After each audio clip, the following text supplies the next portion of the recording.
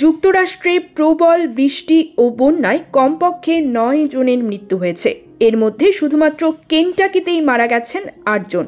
টানা বর্ষণে দেশটির দক্ষিণ পূর্ব অঞ্চলের বিভিন্ন রাজ্যের রাস্তা ও ঘরবাড়ি ডুবে গেছে। বিদ্যুৎ বিচ্ছিন্ন হয়ে পড়েছেন 5 লাখের বেশি মানুষ। খবর বিবিসি আল জাজিরার।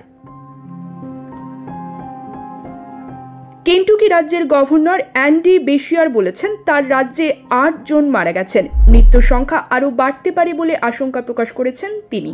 বন্যার পানিতে আটকা পড়া শত শত মানুষকে উদ্ধার করা হয়েছে। গভর্নর বেশিয়ার জনগণকে সতর্ক করে বলেছেন, এই মুহূর্তে রাস্তায় বের হবেন না, জীবনের নিরাপত্তা নিশ্চিত করুন। Kentucky, Georgia, Alabama, Mississippi, Tennessee, Virginia, পশ্চিম ভার্জিনিয়া ও নর্থ ক্যারোলাইনা রাজ্যে সপ্তাহান্তে বিভিন্ন মাত্রার ঝড় সংক্রান্ত সতর্কতা জারি করা হয়েছিল। রাজ্যগুলোর বেশিরভাগই সেপ্টেম্বর মাসে হ্যারিকেন হেলেনের আঘাতে ব্যাপক ক্ষতিগ্রস্ত হয়েছিল। পাওয়ার আউটেজ ইউএস জানিয়েছে, এই প্রাকৃতিক দুর্যোগে 8 রাজ্যে রোববার রাত পর্যন্ত 5 লাখের বেশি পরিবার বিদ্যুৎবিহীন ছিল। সবচেয়ে বেশি প্রাণহানি ও ক্ষয়ক্ষতি হয়েছে কেন্টাকিতে। মার্কিন জাতীয় আবহাওয়া সংস্থার তথ্য অনুযায়ী রাজ্যের কিছু অংশে 15 সেন্টিমিটার পর্যন্ত বৃষ্টিপাত হয়েছে। এর ফলে বিস্তীর্ণ এলাকা প্লাবিত হয়েছে।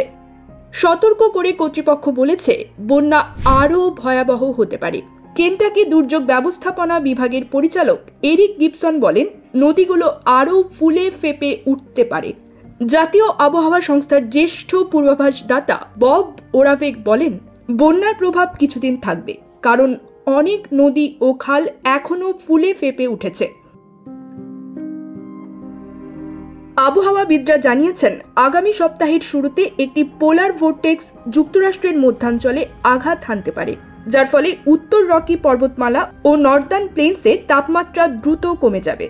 কলোরাডোর ডেনভার শহরে তাপমাত্রা -10 ডিগ্রি সেলসিয়াসে নেমে আসতে পারে। সেখানে এরই মধ্যে গৃহহীনদের জন্য আশ্রয় কেন্দ্র খোলা হয়েছে। News desk, TGD world.